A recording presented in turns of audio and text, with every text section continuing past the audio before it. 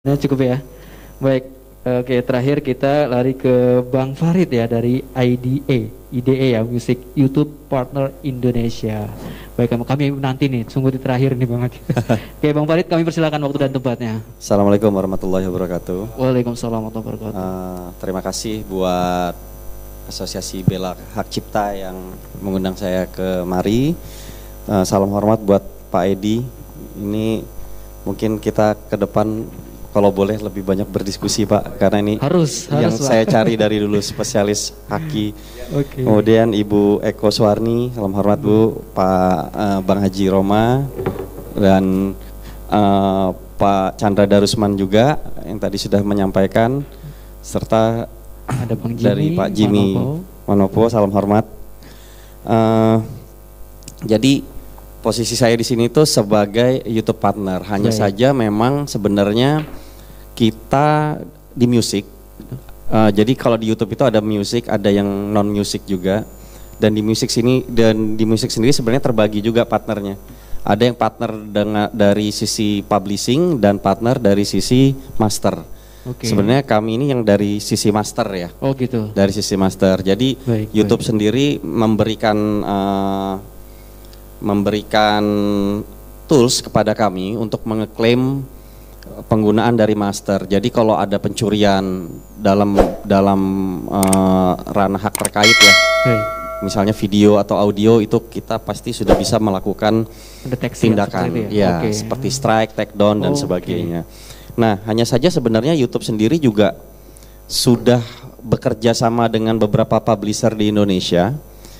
Itu memberikan tools juga untuk mengeklaim penggunaan lagu-lagu berdasarkan hak ciptanya. Jadi ini yang sebenarnya tidak bisa dilakukan oleh saya. Ini dilakukan oleh YouTube partner yang sudah diberikan fasilitas itu oleh YouTube.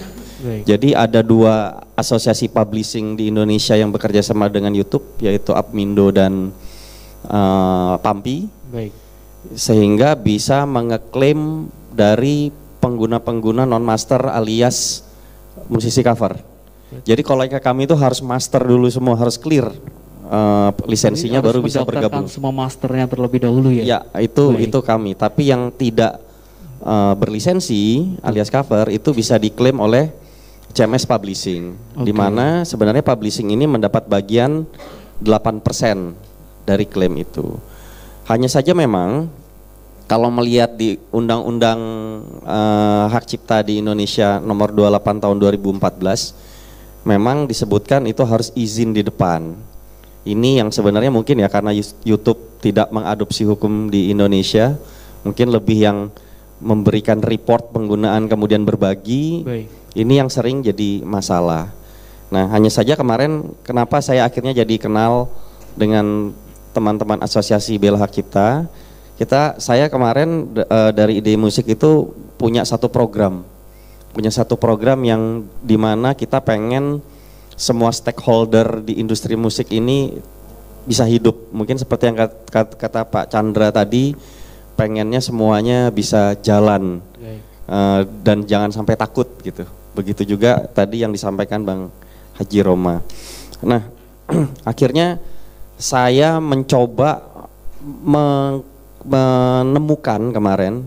Jadi gini, teman-teman musisi ini sebenarnya uniknya ya, kalau yang pencurian di hak terkait ya, itu bisa saya bilang ya benar kata Pak Edi tadi, seperti maling gitu ya Pak Edi ya, mengambil barang orang lain gitu. Tanpa sepengetahuan. Benar, tapi yang cover ini saya sempat datang ke Jogja. Jadi mereka ini sendiri kan sebenarnya yang sering orang salah persepsi adalah yang ditembak itu artis penyanyinya yang nyanyi atau main di video itu. Padahal mereka sendiri itu hanya pelaku seni juga. Mereka sendiri ada produsernya gitu. Iya, produsernya inilah yang mengkomersilkan. Sehingga mereka sendiri kadang-kadang bingung loh, saya kok tiba-tiba disomasi ya gitu. Nah, kadang dan kadang-kadang takut. Nah, akhirnya ketika ada industri masuk, baik itu label apalagi publisher, itu udah tanda kutip hilang gitu loh, menghilang.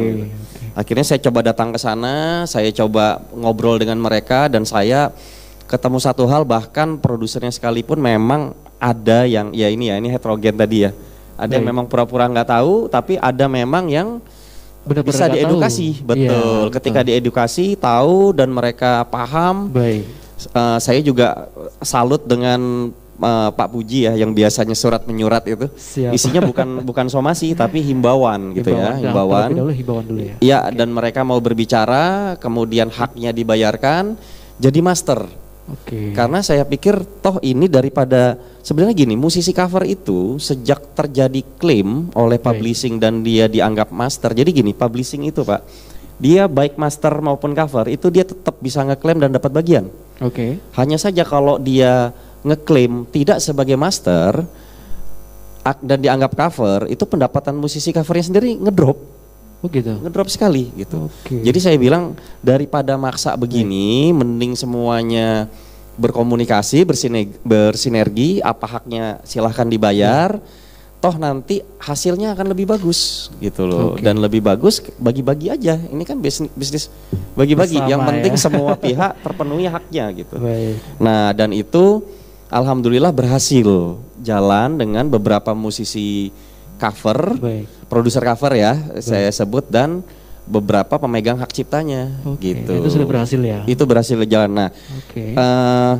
setelah itu sudah bersih nih, sudah jadi haknya, barulah kami dari ide musik itu bisa menerima monetisasinya sebagai master. Itu yang saya pelajari tentang musisi cover di Indonesia dan di YouTube. Kemudian seperti kata Pak Chandra tadi tentang berkreativitas, itu tadi saya setuju. Saya pengen tidak mematikan Aktivitas itu sendiri, betul. ekosistem ya. Baik. Karena sebenarnya kan mereka punya audiens yang bagus sekali. Betul. Ini bisa membantu penghasilan dari si pencipta juga kalau memang dengan regulasi yang benar. Betul. Dan kami dari sisi master juga bisa membantu para label agar sama-sama hidup.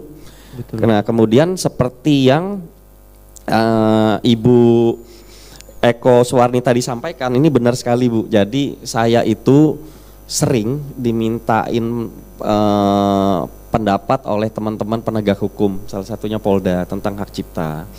Memang once ini terjadi kasus itu mulai dari mungkin tingkat polisinya, Baik. jaksanya, sampai ke hakim. Saya pernah kebetulan mendampingi Bu, karena saya basicnya programmer. Oke. Software saya itu pernah dibajak dan saya untuk pertama kali mencoba Baik. mengkasuskan itu, dan memang tidak mudah, benar. Tidak mudah perjalanannya itu. Nah, itu memang hal yang kalau menurut saya kalau bisa itu benar-benar sama-sama ada terobosan ya, istilah Ibu Eko Suwarni tadi itu saya setuju sekali. Sehingga karena saya sempat bilang gini ke teman-teman penegak hukum, ini tentang nasib orang. Tentang nasib orang gitu. Jadi Betul.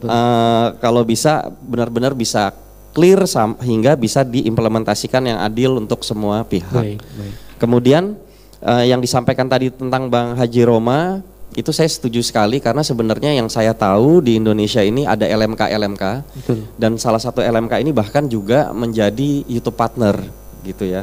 Nah, hanya saja tinggal bagaimana distribusinya antara LMK ini dengan teman-teman musisi, ya pasti teman-teman musisi dan LMK lah yang paling tahu. Kalau buat saya secara teknis gampang sekali, yaitu masalah reporting yang transparan.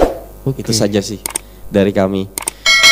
Baik, mungkin itu dari kami sebagai YouTube partner. Terima Siap, kasih siap. sekali lagi waktunya. Assalamualaikum warahmatullahi wabarakatuh. Waalaikumsalam warahmatullahi wabarakatuh. Terima kasih Bang Farid itu tadi ya dari ide musik ya, YouTuber Partner Indonesia.